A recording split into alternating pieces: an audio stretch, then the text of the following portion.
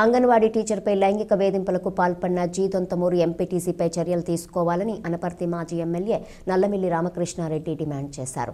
ఈ మేరకు anganwadi workers and ఉద్యోగుల డిమాండ్లను తక్షణమే నెరవేర్చాలని కోరుతూ మానవహారంగా ఏర్పడి రోడ్డుపై బైఠాయించి నిరసన వ్యక్తం చేశారు. అంగన్వాడీ టీచర్ ఇచ్చిన పుష్పకుమార్ని లైంగిక వేధింపులకు గురి చేసిన జీదొంతమూరు ఎంపీటీసీ గోలి వెంకటకృష్ణపై పోలీసులు చర్యలు తీసుకుని ఆమెకు న్యాయం చేయాలని డిమాండ్ చేశారు.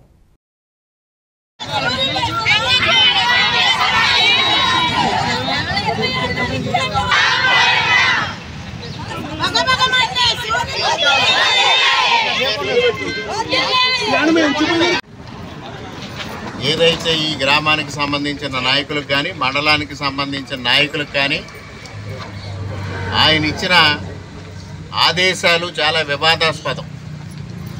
ఈ విషయం ప్రతిపక్షానికి తెలిస్తే, ముఖ్యంగా రామకృష్ణారెడ్డికి తెలిస్తే దీనిపైన ఉద్యమిస్తారు కాబట్టి ఏదో ఒక విధంగా దీన్ని మాఫీ చేయండి, డబ్బు ఇచ్చి మాఫీ చేయండి అని చెప్పడం ఒక ప్రజాప్రతినిధి, అందున ఒక డాక్టర్ చదువుకున్న వ్యక్తి, ఒక డాక్టర్గా సుదీర్ఘకాలం ప్రజల్లో ఉన్న వ్యక్తి, 5 సంవత్సరాలుగా ఎమ్మెల్యేగా పనిచేస్తున్న వ్యక్తి ఒక అమ్మాయి జీవితాన్ని వెలకట్టే విధంగా మాట్లాడడం ఎంతవరకు సమంజసం?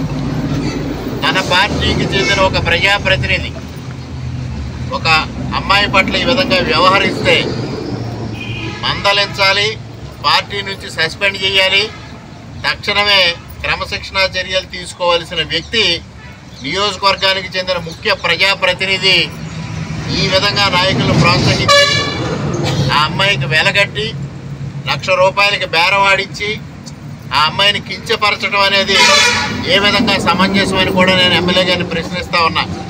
అదేవిధంగా ఇప్పుడు అమ్మాయి చెప్తా ఉన్నారు, వేరే స్త్రీల గురించి కూడా, వేరే స్త్రీల వ్యక్తిత్వం గురించి కూడా కించపరిచే విధంగా అక్కడ ఈ వెంకటకృష్ణ అనే ఎంపీటీసీ కానీ ముత్యం వీరబాబు అనే వ్యక్తి కానీ ప్రస్తావన వచ్చి వాళ్ళు ఈ విధంగా చర్చించుకుంటా ఉన్నారు అంటే వైఎస్ఆర్సీపీ నాయకులు కీచకుల్లా వ్యవహరిస్తూ ఉన్నారు.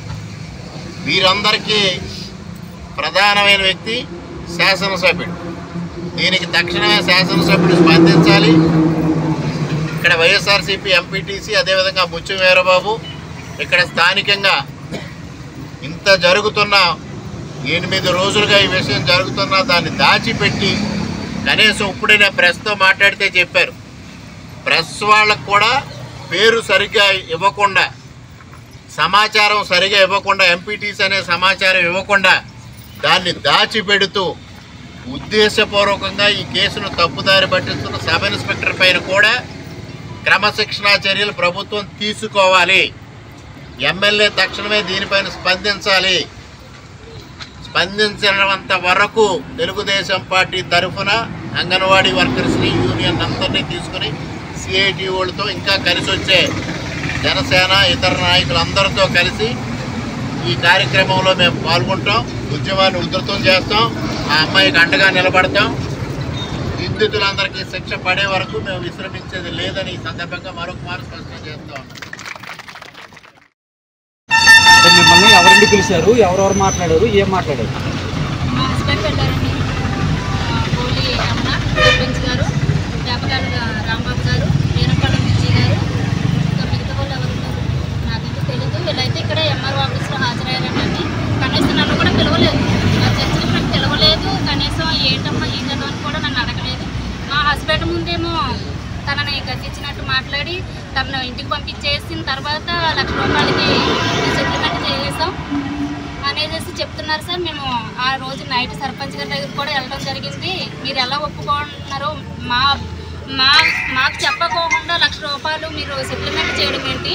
మాకు ₹1 కూడా వద్దు, అతను శిక్షించాలి, నాకు అదే కావాలి, నాకు డబ్బులు వద్దు అనేసి మా ఫ్యామిలీ నేను కూడా పోరాడడం, కానీ అది కుదరదని చెప్పారు. కాకుండా మళ్ళీ బెదిరింపు కాల్స్ రావడం, ఉద్యోగం పోతుంది తర్వాత మీ ఇష్టం అనేసి బెదిరింపు కాల్స్ కూడా వచ్చాయి. ప్రెసిడెంట్ గారు అవును, మా హస్బెండ్కి ఫోన్ చేసి ఇలాగ ఉద్యోగం పోతుంది తర్వాత మీ ఇష్టం అనేసి మాట్లాడారండి. అలాగా ఆడపిల్లని కూర్చోబెట్టి బేరాలు ఆడి సెటిల్మెంట్ చేసుకొని పోలీసుల వరకు కూడా రాకుండా అలా చేశారని మరి మీరే న్యాయం చేయాలని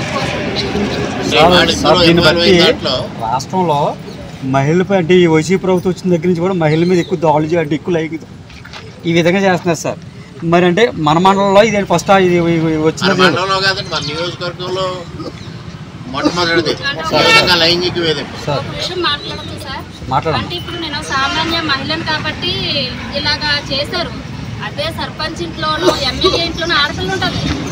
అదే సిచ్యువేషన్ ఎమ్మెల్యే గారి కూతురుకో సర్పంచ్ కూతురుకో ఎంపీటీసీ కూతురుకో జరిగితే ఓన్లీ మా పార్టీ వాళ్ళే కదా చేశారు, వదిలేస్తామని వదిలేస్తారా?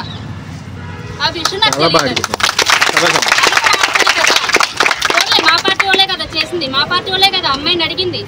డబ్బులు ఇచ్చి సెటిల్మెంట్ చేసుకుంటాం, బయటకు రానేమో అని వదిలేస్తారా అని అడుగుతున్నాను నేను. ఇందులో ఒక ZPTC involved, sarpanch involved, MPTC involved. వాళ్ళే కదా ఈ అమ్మాయిని ఇప్పుడు బెదిరించింది. ఉద్యోగం పోతుందని బెదిరించారు, సెటిల్మెంట్ చేసుకోకపోతే ఇబ్బంది పడతామని బెదిరించారు, సెటిల్మెంట్ చేసుకోమని బెదిరించారు. పోలీస్ స్టేషన్ కన్నా ఏమి జరగదని చెప్పారు. ఏమి జరగదని చెప్పారు అంటే డిక్టేట్ చేస్తున్నారు వాళ్ళు. వీళ్ళందరూ కూడా నిందితులే ఇవాళ. అంటే దీన్ని బయట చూస్తే దీని మీద ఇంచుమించు 4-5 సెక్షన్లు వేసారు. ఇది కేవలం ఒక సెక్షన్ వేసారు. దీన్ని ఎట్టి పరిస్థితుల్లో వదిలేదు లేదండి, దీన్ని ఎట్టి పరిస్థితుల్లో వదిలేదు లేదు. ఈ నిందితులందరూ బయటికి రావాలి, అందరూ శిక్షింపబడాలి.